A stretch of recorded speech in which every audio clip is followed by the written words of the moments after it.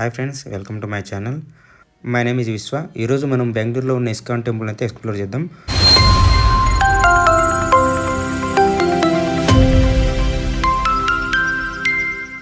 So friends, ఈ temple వచ్చేసి బెంగళూరు సిటీలో ఉన్న రాజాజీ నగర్లో ఉంటుంది. తర్వాత ఈ టెంపుల్ చేరుకోవడానికి మీకు రోడ్ ఫెసిలిటీస్ కూడా ఉన్నాయి, తర్వాత మెట్రో ఫెసిలిటీస్ కూడా ఉన్నాయి. మీరు ఒకవేళ మెట్రో ద్వారా రావాలనుకుంటే మీరు మెజెస్టిక్లో ఎక్కేసి అక్కడ రాజాజీ నగర్లో ఉన్న మహాలక్ష్మి మెట్రో స్టేషన్ దగ్గర దిగాలి. అక్కడ నుంచి ఒక వాకబుల్ డిస్టెన్స్లో ఉంటుంది. తర్వాత టెంపుల్ టైమింగ్స్ వచ్చేసి మండే టు ఫ్రైడే ఒక రకంగా ఉంటాయి, తర్వాత వీకెండ్స్ ఒక రకంగా ఉంటాయి. సో మండే టు ఫ్రైడే వచ్చేసి 1 PM to 4:15 క్లోజ్ చేసేస్తారు. తర్వాత వీకెండ్స్ టైంలో కానీ తర్వాత పబ్లిక్ హాలిడేస్ టైంలో మాత్రం ఫుల్ డే ఓపెన్ ఉంటుంది. సో బెంగళూరుకి ఎప్పుడైనా వచ్చినప్పుడు నెక్స్ట్ టైం డెఫినెట్గా ఇస్కాన్ టెంపుల్ మాత్రం కన్సిడర్ చేయండి. సో ఈ టెంపుల్ హిస్టరీ వచ్చేసి మనం లోపలికి వెళ్తూ మాట్లాడుకుందాం.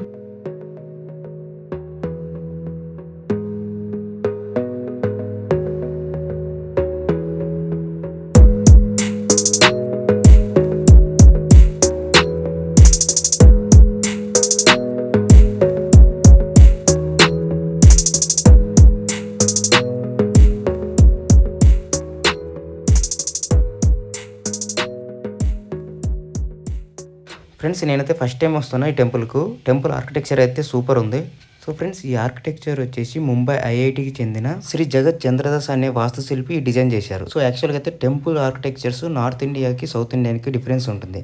బట్ ఈ టెంపుల్లో వచ్చేసి రెండింటిని కలుపుకొని డిజైన్ చేశారు. సో ఫ్రెండ్స్, ఈ టెంపుల్ కన్స్ట్రక్షన్ వచ్చేసి 1990లోన 10 కోట్ల ఇన్వెస్ట్మెంట్ తోటి స్టార్ట్ చేశారంట. బట్ తర్వాత అంచనా పెరగడం తోటి 1997లోన 32 crores తోటి కంప్లీట్ అయిందట. తర్వాత ఈ కన్స్ట్రక్షన్ కోసం దాదాపు 600 మంది గొప్ప వాస్తుశిల్పులు 6 సంవత్సరాల వరకు కష్టపడ్డారట. తర్వాత ఈ కన్స్ట్రక్షన్ కోసం దాదాపు 32,000 క్యూబిక్ మీటర్స్ రాయి, 1900 టన్నుల ఉక్కును, 130,000 టన్నుల సిమెంట్ యూజ్ చేసి దాదాపు 7 సంవత్సరాల తర్వాత అంటే 1997లో కంప్లీట్ అయిపోయిందట. సో ఫైనల్ గా అప్పటి రాష్ట్రపతి శంకర్ దయాళ్ శర్మ గారు 1997లోనే May 31 నాడు ఇనాగ్రేషన్ చేశారంట.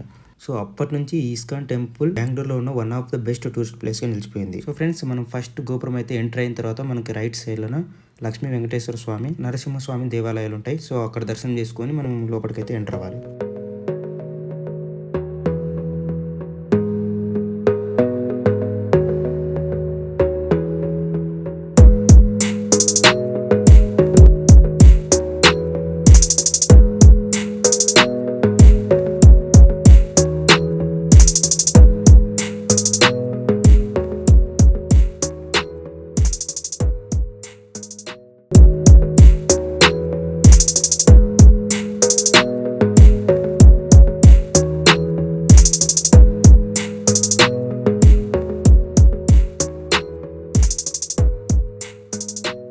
సో ఫ్రెండ్స్, మీరు ఇక్కడ చూస్తే రాధాకృష్ణులు తర్వాత శ్రీకృష్ణ బలరాములు మూర్తులు కూడా ఇక్కడ ఉంటాయి.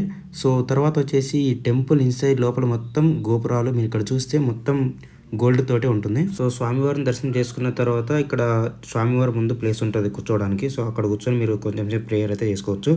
సో తర్వాత దాని పక్కనే యాక్చువల్గా స్వామి ప్రభుపాద అని విగ్రహం ఉంటుంది. ఆయనే యాక్చువల్గా ఈ ఇస్కాన్ టెంపుల్ ఫౌండర్ అనమాట.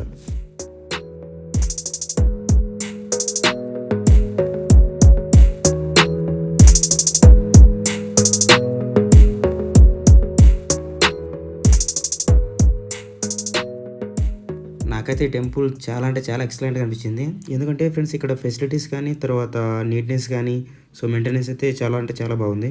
దర్శనం అయిపోయిన తర్వాత బయటకు వస్తే యాక్చువల్గా మీకు సిటీ వ్యూ అయితే కనిపిస్తుంది టెంపుల్ లోపల నుంచి. సో అదంతా ఎక్సలెంట్గా ఉంటుంది.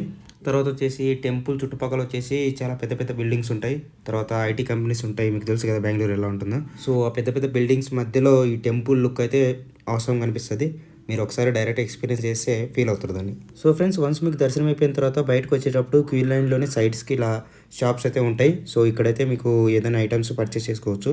సో ఐటమ్స్ కూడా నాకైతే యూనిక్గా అనిపించినాయి. సో మీరైతే ఒకసారి ట్రై చేయండి.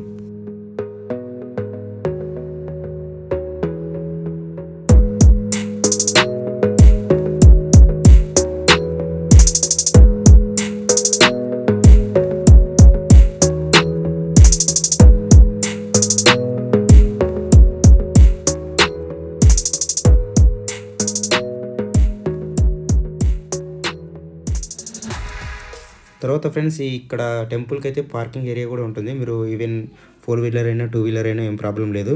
సో ఫ్రెండ్స్ తర్వాత 11:30 to 2 వరకు అయితే డైలీ అన్నదానం అయితే ఉంటుంది టెంపుల్లో. ఒకవేళ మీరు ఆ టైంలో దర్శనం చేసుకుంటే మాత్రం అన్నదానం సత్రంకి వెళ్ళిరండి. సో ఫ్రెండ్స్ ఇదే ఇస్కాన్ టెంపుల్ యొక్క హిస్టరీ అండ్ డీటెయిల్స్. ఫైనల్గా thanks for watching this video friends. And ఇలాంటి మంచి వీడియోస్ కోసం ఛానల్ అయితే సబ్స్క్రైబ్ చేసుకోండి. Thank you for watching.